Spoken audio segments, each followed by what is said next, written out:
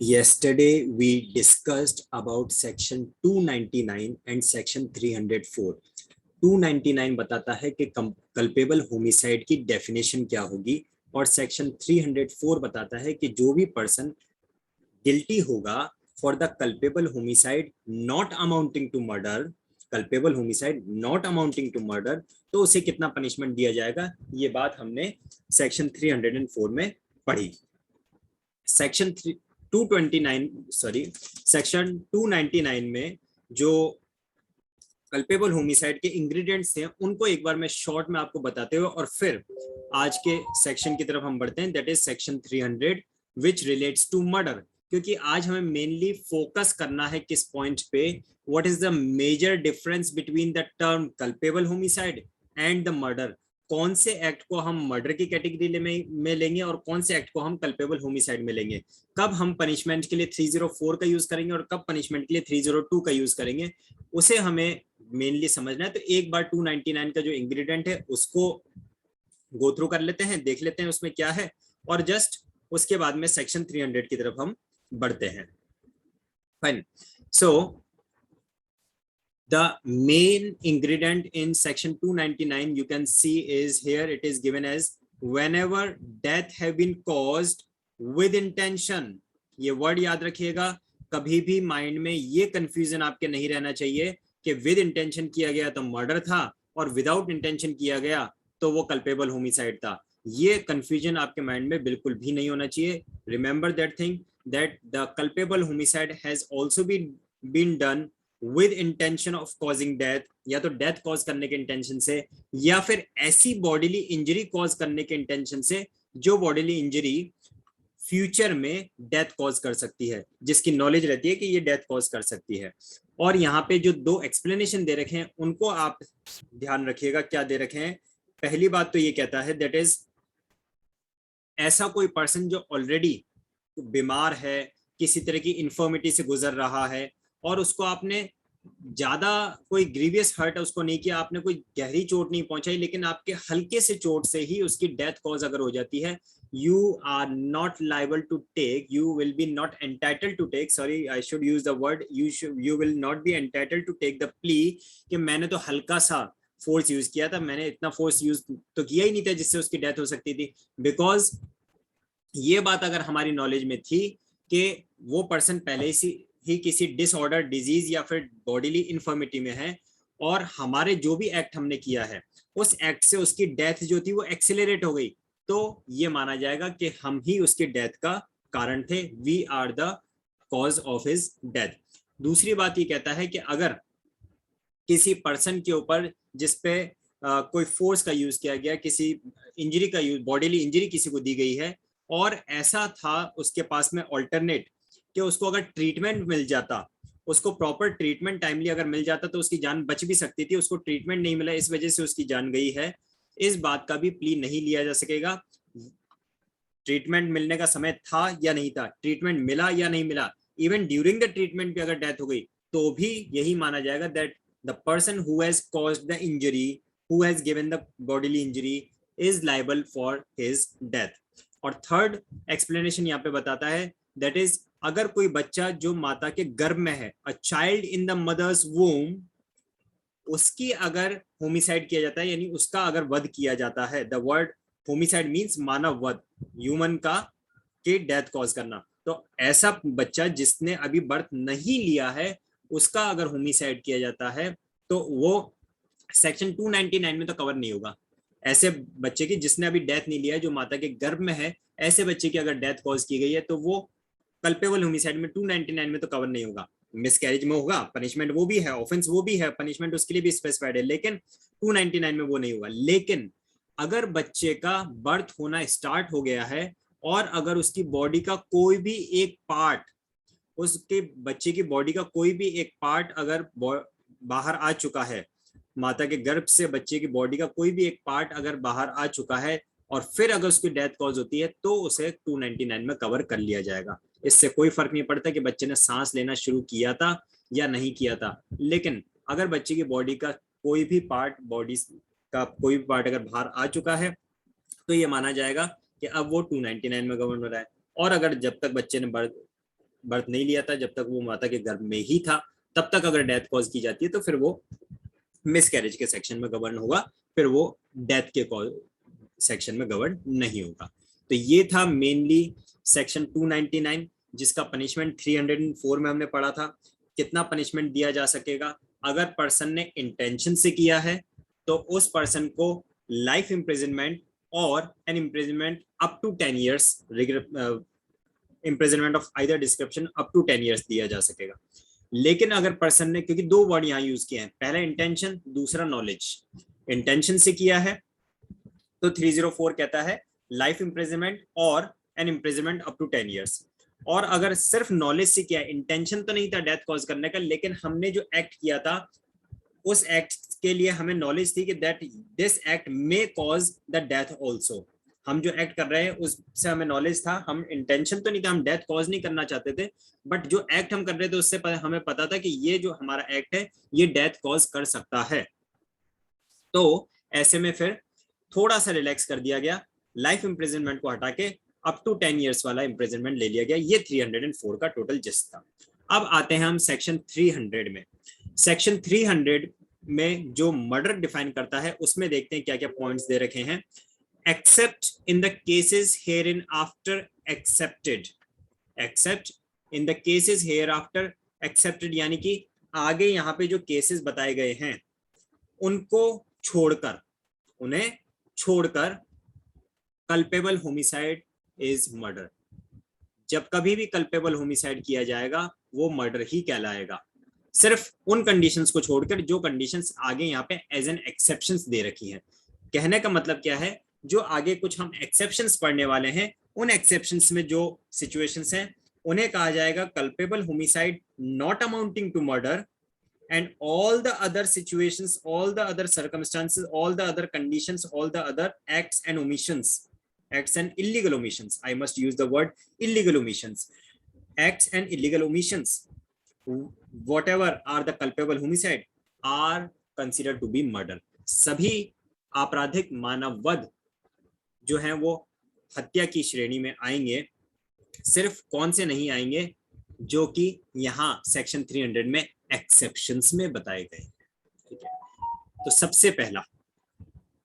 सबसे पहला बात होती है, if the act by which death caused is done with intention of causing death, or if it is done with the intention of causing death, bodily injury, as the offender knows to be likely to cause death of the person to whom the harm is caused, if it is done with intention of causing bodily injury to any person and the bodily injury intended to inflict is sufficient, is in the ordinary course of nature to cause death। तो सबसे पहला तो intention of causing death था। दूसरा क्या था?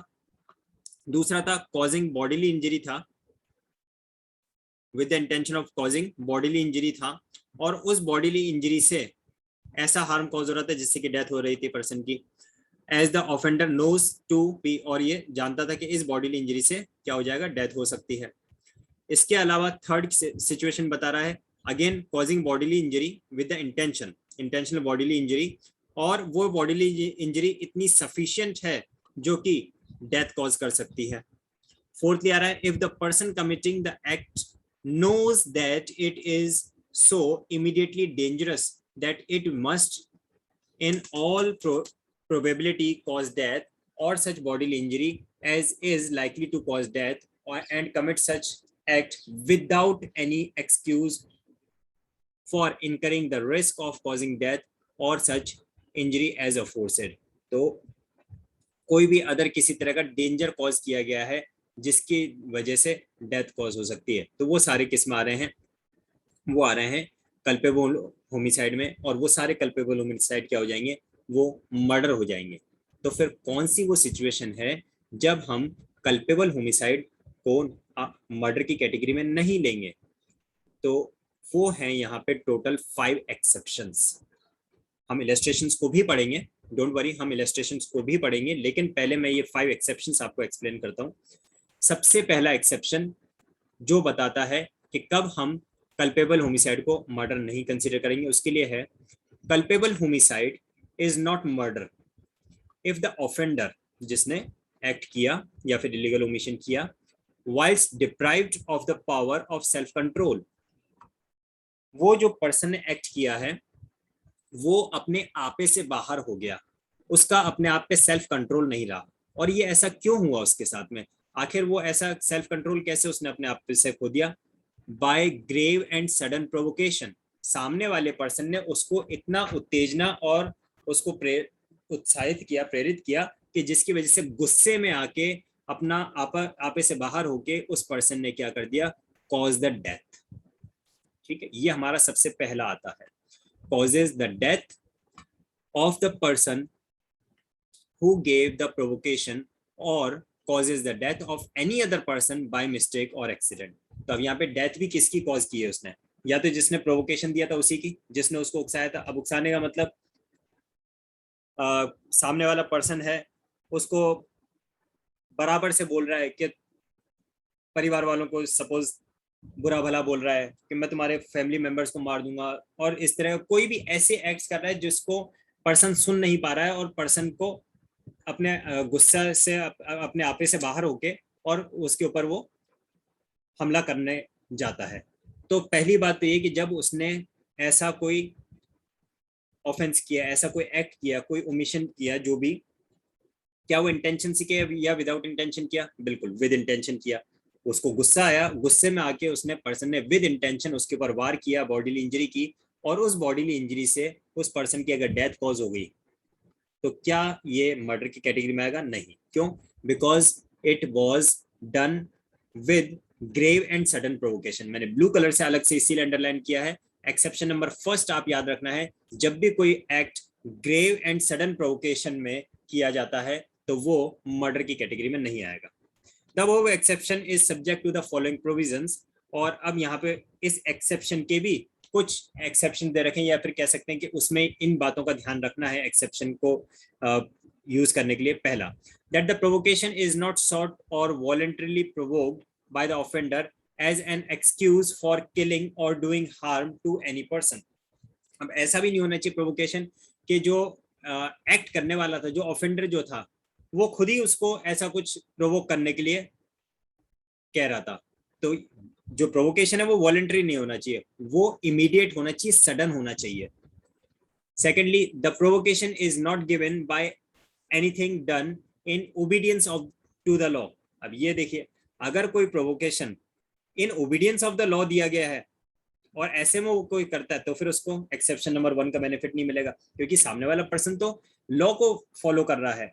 और by the public servant in the lawful exercise of the powers of such public servant.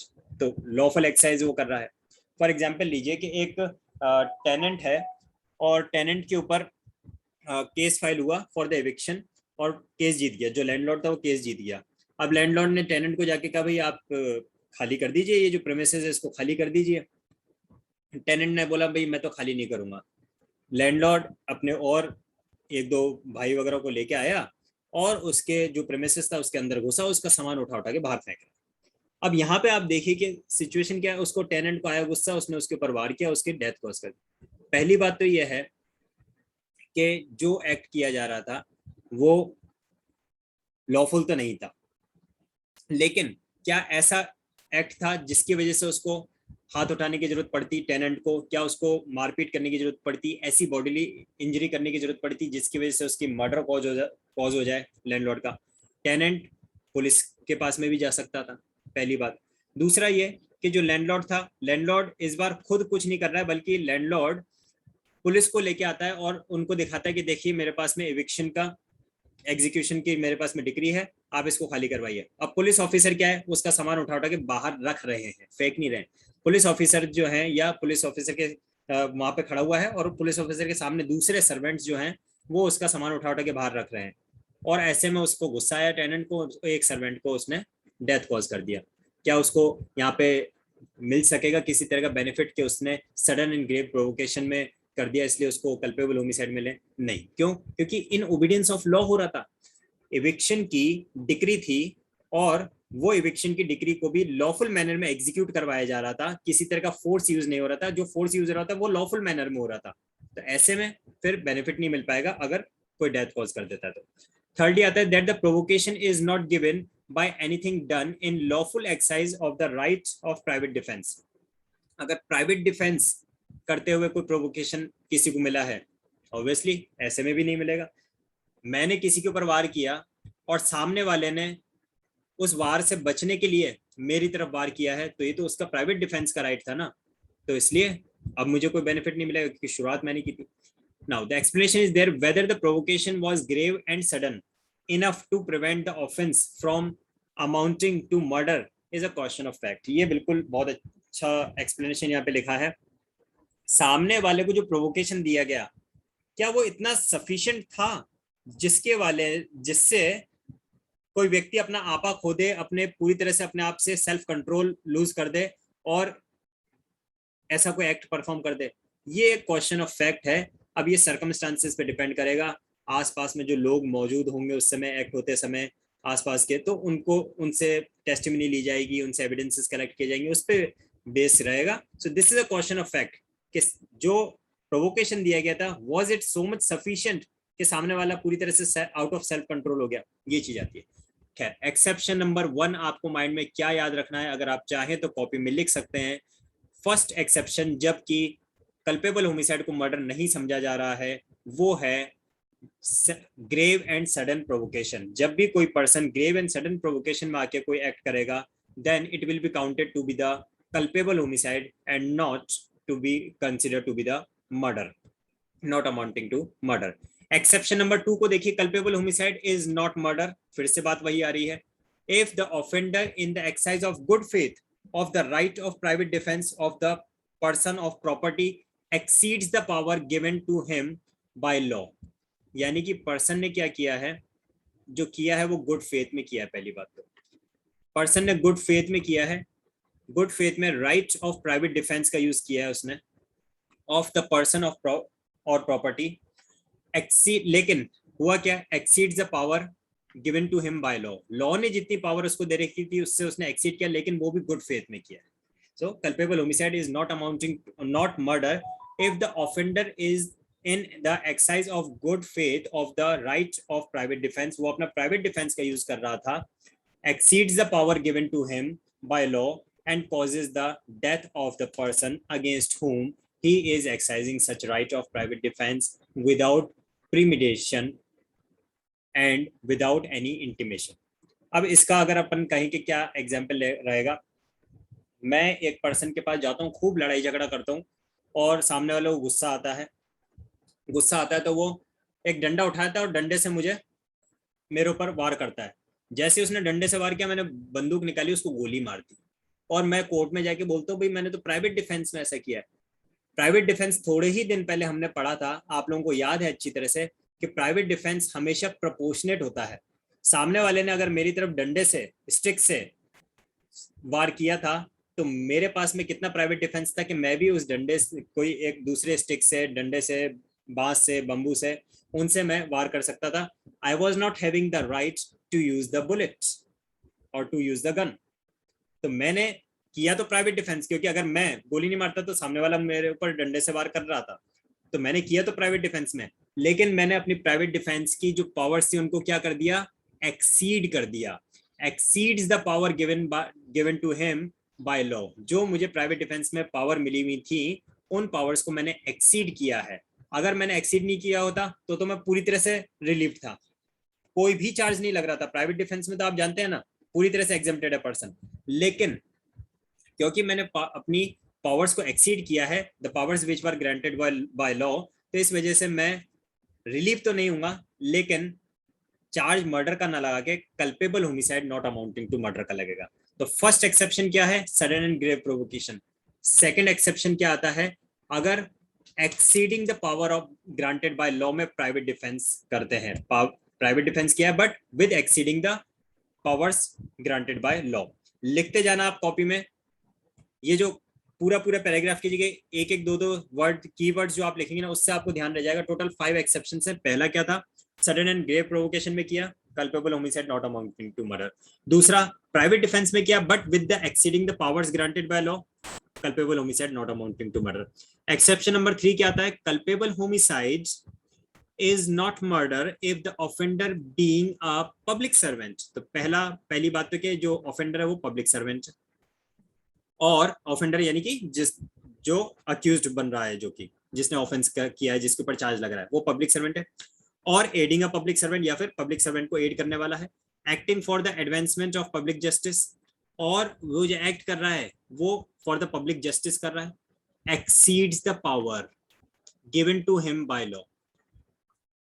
Exception number 2 में क्या था? एक्सेप्शन नंबर 2 में भी exceeding the power granted by law हुआ था, और एक्सेप्शन नंबर 3 में भी exceeding the power granted by law हो रहा है। डिफरेंस इतना सा है, एक्सेप्शन नंबर 2 में प्राइवेट डिफेंस की पावर्स को एक्सीड किया था, एक्सेप्शन नंबर 3 में पब्लिक सर्वेंट ने अपनी पावर्स को एक्सीड किया है। पब्लिक सर्वेंट जब अगर कोई ऐसा एक्ट कर देता है जिसकी वजह से सामने वाले की डेथ हो गई और उसको डेथ करने का राइट, तो कॉज करने का राइट नहीं था। फॉर एग्जाम्पल, अगर पब्लिक सर्वेंट की लॉफुल कस्टडी से, सुनिएगा ध्यान से, अगर पब्लिक सर्वेंट की लॉफुल कस्टडी से एक ऑफेंडर है जो भाग रहा है, तो पब्लिक सर्वेंट के पास में पहला राइट क्या होगा कि उसको दौड़ के पकड़े, उसे दौड़ के पकड़े, उसका पीछा करे। He should pursue him and capture. मान लीजिए पीछे भागना दौड़ना पॉसिबल नहीं हो पाता, या बहुत दूर तक देर तक भागते हैं और उसके बाद में देखते हैं कि सामने वाले ने, ऑफेंडर ने ही जो कस्टडी से भागा है, कोई हथियार उठा लिया है, और उसको रोकने के लिए एक ही ऑप्शन बच रहा है कि अब तो गोली चलानी पड़ेगी। तो ऑप्शन ये है कि गोली पैर पे चलाई जा सकती है, हाथ पे चलाई जा सकती है, इस तरह से गोली चलाई जा सकती है, इस तरह से गन से फायर किया जाए जिससे कि सामने वाला पर्सन इंजर तो हो जाए लेकिन डेथ ना हो। लेकिन अगर पब्लिक सर्वेंट ने फायर किया on the head of the person who was escaping, तो अब ये क्या हो गया? पब्लिक सर्वेंट ने एक्ट किया है exceeding the powers given to him by law. Law ने क्या कहा था कि आप उसको परस्यू करो, आप उसका पीछा करो, आप उसको पकड़ने की कोशिश करो, नहीं पकड़ में आ रहा है तो ऐसे वार करो जिससे कि वो घायल तो हो लेकिन जान ना जाए उसकी। लेकिन पब्लिक सर्वेंट ने क्या किया? अपनी पावर्स को एक्सीड कर दिया। And causes death by doing an act which he is in good faith believes to be lawful and necessary for the due discharge of his duties। तो उसने जो किया तो उसने गुड फेथ में, इल इंटेंशन से नहीं किया गुड फेथ में, और उसको लग रहा था कि हाँ मेरी ड्यूटीज को परफॉर्म करने के लिए ये चीजें सब जरूरी है, ऐसा सब किया। लेकिन एक्चुअल में जब हमने उसको देखा, जब उसको क्वेश्चन ऑफ लॉ के नजरिए से देखा, तो देखा कि ये तो इसने अपनी लॉफुल पावर्स का एक्सीड कर रखा है।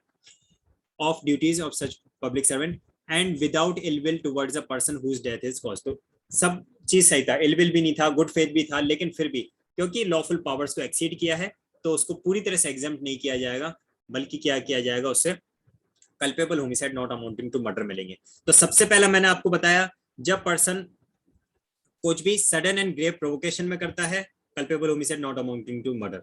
दूसरा एक्सेप्शन आता है, कोई पर्सन प्राइवेट डिफेंस में किया है लेकिन प्राइवेट डिफेंस में अपनी पावर्स को एक्सीड कर दिया उसने। सिंपली प्राइवेट डिफेंस में क्या होता है, जब तो पूरी तरह से वो छूटा हुआ था, कुछ एक मिनट का भी उसको पनिशमेंट नहीं था, ₹1 भी फाइन नहीं था, बट प्राइवेट डिफेंस में उसने पावर्स को एक्सीड करके कर दिया, तो culpable homicide not amounting to murder. Exception number 3 कहता है, पब्लिक सर्वेंट ने कोई एक्ट ऐसा किया जो कि उसने अपनी लॉफुल पावर्स को एक्सीड करते हुए कर दिया, तो culpable homicide not amounting to murder. और आप में से जो भी कोई ऐसे हैं जिन्हें ये पता करना है पब्लिक सर्वेंट में कौन होगा, आप जाइए सेक्शन 21 को देखिए।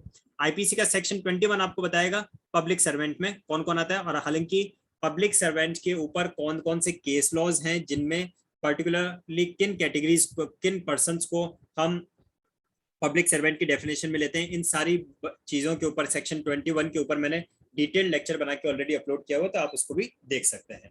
फाइन। एक्सेप्शन नंबर 4 देखें क्या आता है। टोटल 5 एक्सेप्शन है, 3 ऑलरेडी हो चुके हैं। पहला था सडन एंड ग्रेव प्रोवोकेशन, दूसरा था private defence exceeding the powers, तीसरा है public servant exceeding the powers. Fourth आता है culpable homicide is not murder if it is committed without premeditation in a sudden fight, in the heat of passion, upon a sudden quarrel, and without the offenders having taken undue advantage or acted in the quarrel of unusual manner। तो अचानक से कोई लड़ाई झगड़ा अगर हो जाता है, अचानक से कोई बहुत लड़ाई झगड़ा हो जाता है, और काफी प्रीमेडिटेशन का क्या मतलब है पहले से कोई प्लानिंग नहीं थी, इवन कोई इंटेंशन भी नहीं था, ना कोई ऐसा इरादा था, ना कोई ऐसा प्लानिंग थी माइंड में, लेकिन अचानक से बहुत ही गहर तेज झगड़ा हो गया और झगड़े में एक्सीडेंटली अगर डेथ कॉज हो गई तो बात ही आती है, लेकिन झगड़े में किया जो है वो किया है पूरी तरह से विलिंगली, होश आवाज में, तो फिर उसको कवर करेंगे हम कल्पेबल होमिसाइड में, मर्डर में कवर नहीं करेंगे। क्यों? क्योंकि यहाँ पे इनिशियली तो इंटेंशन नहीं था, लेकिन जिस समय किया उस समय इंटेंशन आ गया था। अगर बाद में भी इंटेंशन नहीं आता, कंप्लीटली एक्सीडेंट में आता, तो फिर किसी अदर सेक्शन में वो कवर हो जाता। Undue advantage or acted in the quarrel of unusual manner, तो ये चीज आती है एक्सेप्शन नंबर 4 कि अगर कोई विदाउट प्रीमेडिटेशन है, पहले से किसी तरह की ऐसी कोई तैयारी नहीं है, इन अ सडन फाइट, अचानक से कोई लड़ाई झगड़ा हो गया, इन द हीट ऑफ पैशन, और गुस्से में आके, अपॉन अ सडन क्वेरल। अब यहाँ पे ध्यान रखिए एक्सेप्शन 1 और एक्सेप्शन 4 को आप आपस में कंफ्यूज नहीं करना है।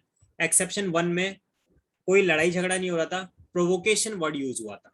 अगर पर्सन को, सामने वाले को उत्तेजित किया गया, उकसाया गया कुछ करने के लिए, तो वो एक्सेप्शन 1 में आ रहा था। और यहाँ पे क्या हो रहा है, यहाँ पे तो अचानक से लड़ाई झगड़ा हुआ है और उस अचानक लड़ाई झगड़े में ऐसा कुछ एक्ट कर दिया गया, and without the offender's having taken undue advantage or acted in the cruel or unusual manner. तो ये किसमें आएगा? Culpable homicide not amounting to murder.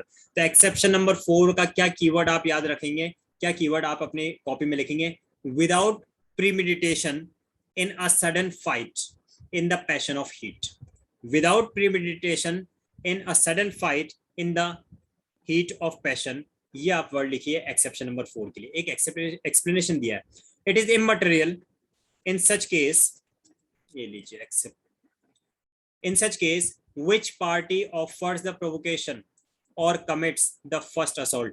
पहले किसने शुरुआत की थी इससे फर्क नहीं पड़ता, डेथ किसकी कॉज हो गई और किसने कॉज की वो देखा जाएगा, शुरुआत किसने की थी, दैट इज इमटेरियल। और आता है last exception number 5, culpable homicide is not amounting to murder when the person whose death is caused being above the age of 18 years, जिसकी डेथ कॉज की गई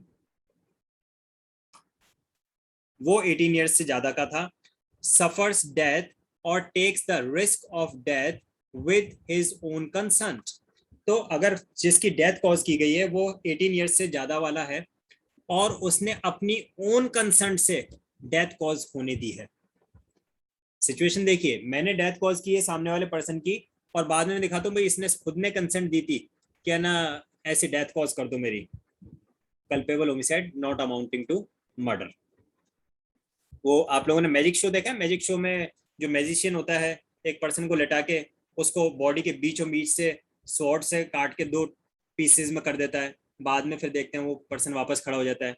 सपोज करो वो 2 पीसेस में जब अलग किया और वापस वो पर्सन ना उठे, उसकी डेथ ही हो जाए, तो वो जो मैजिशियन है उसके ऊपर एक्सेप्शन नंबर 5 लग जाएगा, culpable homicide not amounting to murder. Culpable homicide is not murder when the person whose death is caused, जिसकी डेथ कॉज की गई, being above the age of 18 years, वो 18 years से above का था, suffers the death और उसकी death हो गई, और takes the risk, और उसने जो रिस्क ली थी अपनी डेथ की, with his own consent, अपनी कंसेंट से अगर ली थी, तो फिर विदाउट कंसेंट थी तब तो मर्डर हो जाता, बट विद कंसेंट अगर किया गया है तो फिर कल्पेबल होमिसाइड का चार्ज तो तब भी लगेगा। तो ये टोटल 5 एक्सेप्शंस हमने देखे। इलस्ट्रेशंस का टाइम तो मेरे पास नहीं बच रहा है क्योंकि टाइम आउट का नोटिफिकेशन आ चुका है, तो मैं जल्दी से सेक्शन 302 की तरफ बढ़ूंगा जिससे इसका पनिशमेंट बता सकूं। लेकिन आपके माइंड में एक क्लैरिटी जरूर आ चुकी है कि ये जो सेक्शन 300 है, सेक्शन 300 के स्टार्टिंग में जो वर्ड्स लिखे हुए थे, ये जो 5 एक्सेप्शंस हमने पढ़े हैं, सबसे पहला एक्सेप्शन क्या था? Sudden provocation. दूसरा एक्सेप्शन क्या था? Private defence exceeding the lawful power. तीसरा था public servant exceeding the power. Fourth exception आता है without premeditation in the sudden fight in the heat of passion. और फिफ्थ क्या आता है? Person above the age of 18 years and death has been caused with consent. ये 5 exception के अलावा जो भी कंडीशंस होंगी, जिन कंडीशंस में किसी पर्सन की डेथ कॉज हुई है, इन 5 के अलावा अगर कोई भी कंडीशन हुई किसी पर्सन की डेथ कॉज करने की, तो उसे क्या माना जाएगा? उसे माना जाएगा कि वो मर्डर ही है। Except in the cases hereinafter excepted, तो ये 5 exceptions, culpable homicide is murder, हर आपराधिक मानव वध को हत्या की श्रेणी में ही माना जाएगा। ये था कंप्लीट सेक्शन 300 एंड 299 में डिफरेंस। अगर आपके पास में मेंस में भी आंसर लिखने के लिए आता है ना, तो आप बस ये 5 एक्सेप्शंस को प्रॉपर तरीके से एक्सप्लेन कर दीजिए, डेफिनेटली आपका पूरा का पूरा डिस्टिंक्शन बिटवीन 299 एंड 300 हो जाएगा। ठीक है, अब हम, और ये अपने माइंड से आज के बाद हटा देना कि विदाउट इंटेंशन किया जाता है, विद इंटेंशन किया जाता है, ये कोई डिफरेंस है, ऐसा कोई डिफरेंस नहीं है। इंटेंशन तो है, लेकिन उस इंटेंशन में ये 5 एक्सेप्शंस अगर ऐड हो जाते हैं तो फिर वो culpable homicide not amounting to murder आएगा। I am just quickly moving on section 302। आपको रिकॉल करवा दूं, सेक्शन 304 में हमने जो पनिशमेंट पढ़ा था वो क्या था? मैक्सिमम पनिशमेंट था लाइफ इम्प्रिजनमेंट, और जो उसके अलावा पनिशमेंट दिया था वो था 10 ईयर्स तक का इम्प्रिजनमेंट। 10 ईयर्स तक का इम्प्रिजनमेंट यानी कि उससे कम का भी हो सकता है, जरूरी नहीं कि 10 ईयर्स तक का ही हो। लेकिन जब हम सेक्शन 302 का पनिशमेंट देखते हैं, the punishment for murder, whoever commits murder, जो कि इन 5 एक्सेप्शंस में नहीं आता है, और उसने अगर कोई कल्पेबल होमिसाइड किया, that is called to be a murder, shall be punished with death, यानी कि उसे मृत्युदंड दिया जाएगा, और imprisonment for life and shall also be liable to fine. तो या तो उसे डेथ पनिशमेंट मिलेगा या फिर उसको इम्प्रिजनमेंट फॉर लाइफ मिलेगा। इसके अलावा और कोई इम्प्रिजनमेंट यहाँ पे स्पेसिफाइड नहीं है, जबकि कल्पेबल होमिसाइड में तो लिखा है up the imprisonment of either description which may extend to, ये यहीं पे मैं दिखा देता हूँ, which may extend to 10 years. Which may extend to 10 years का मतलब है पर्सन को 6 महीने की सजा देके भी छोड़ा जा सकता है, depending upon the circumstances of the case. Depending upon the circumstances of the case, अगर किसी पर्सन के ऊपर 299 का चार्ज लगा है, किसी पर्सन के ऊपर culpable homicide not amounting to murder का चार्ज लगा है, तो उस पर्सन को सिर्फ 2 महीने की सजा देके भी छोड़ा जा सकता है, कोई दिक्कत नहीं। लेकिन अगर 302 का चार्ज लगा है तो फिर या तो डेथ सेंटेंस या फिर लाइफ इम्प्रिजनमेंट। अब ये भी एक बहुत बड़ा क्वेश्चन मार्क आता है कि क्या ये कंप्लीटली जज के डिस्क्रिप्शन पे है कि वो कब डेथ सेंटेंस दे और कब लाइफ इम्प्रिजनमेंट दे, या इसके लिए भी कोई ग्राउंड्स हैं? तो इसके लिए कुछ ग्राउंड्स हैं। एक केस लॉ है जिसमें सुप्रीम कोर्ट ने अपने जजमेंट में ऐसी गाइडलाइंस जारी की हैं कि कौन सी ऐसी सिचुएशंस होंगी जब मर्डर के लिए लाइफ इम्प्रिजनमेंट दिया जाएगा, जब मर्डर के लिए डेथ सेंटेंस दिया जाएगा, अदरवाइज हमेशा लाइफ इम्प्रिजनमेंट ही देना। डेथ सेंटेंस के लिए एक्सेप्शनल सिचुएशंस बता रखी कि अगर ऐसी सिचुएशंस होती है जिसमें एक असैसिनेशन एक आता है, देन अदर कुछ ऐसे 4 to 5 कंडीशंस गाइडलाइंस बता रखी हैं। इसे हम अपनी कल की क्लास में डिस्कस करेंगे। आई रिपीट, कल की क्लास में मैं आपको बताऊंगा कब मर्डर के लिए डेथ सेंटेंस दिया जाएगा और कब मर्डर के लिए इम्प्रिजनमेंट फॉर लाइफ दिया जाएगा। इसे हम कल की क्लास में डिस्कस करेंगे। आज की क्लास से रिलेटेड और कोई डाउट, कोई क्वेरी अगर बचा है तो आप एक बार इस वीडियो को दोबारा से देखना, बेयर एक्ट में से सारे प्रोविजंस को दोबारा से पढ़ना, फिर भी कोई कंफ्यूजन आता है तो ग्रुप में क्वेश्चन मेंशन कर दीजिएगा। ठीक है,